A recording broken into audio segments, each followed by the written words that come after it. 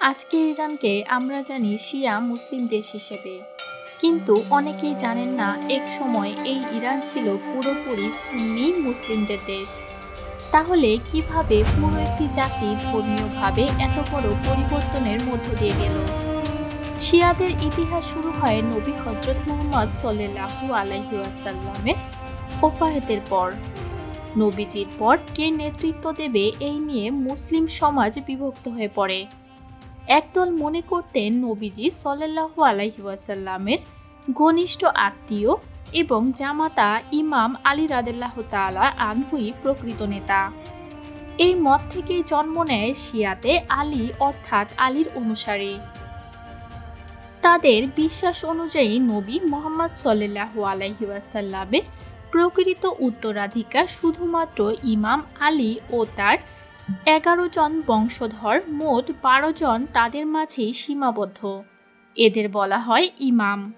এরপর 1501 সালে এক বিশাল রাজনৈতিক পরিবর্তন ঘটে। ইরানে প্রতিষ্ঠিত হয় সাফাভিদ সাম্রাজ্য, যার প্রতিষ্ঠাতা ছিলেন শাহ ইসলাম।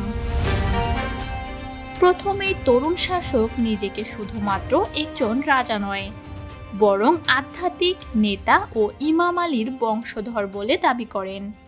তার প্রধান লক্ষ্য ছিল ইরানকে একটি একতাবদ্ধ, শক্তিশালী ও আলাদা পরিচয় সম্পন্ন রাষ্ট্র বানানো। সেই সময় ইরানের পাশেই ছিল বিশাল অটোমান সাম্রাজ্য, যারা ছিল সুন্নি। শাহ ইসলাম রাজনৈতিক ও ধর্মীয়ভাবে আলাদা অবস্থান নিতে চান। তাই তিনি ঘোষণা দেন ইরানের রাষ্ট্রধর্ম হবে দ্বাদশী শিয়া ইসলাম। তবে এই রূপান্তর শান্তিপূর্ণ ছিল না। ইরানের বহু এলাকায়, বিশেষ করে শূন্য অধ্যাসিত এলাকায় জোরপূর্বক শিয়া সম্প্রদায়ের রূপ নেওয়ানো হয়। তবে শুধু চাপের মাধ্যমে নয়, শাহ ইসলাম শিয়া আলেম, কবি ও সুফিদের আহ্বান করেন লেবানন, ইরাক ও বাহরাইন থেকে, যারা ধীরে ধীরে শিক্ষা, সংস্কৃতি ও ধর্মীয় আচার অনুষ্ঠানের মাধ্যমে এই মতবাদ সরিয়ে দেন। শাহ ইসলামের সেই সিদ্ধান্তের ফল আজ শত শত বছর পরেও স্পষ্ট। আজকের ইরানের 90 থেকে 95% মানুষই শিয়া মুসলিম।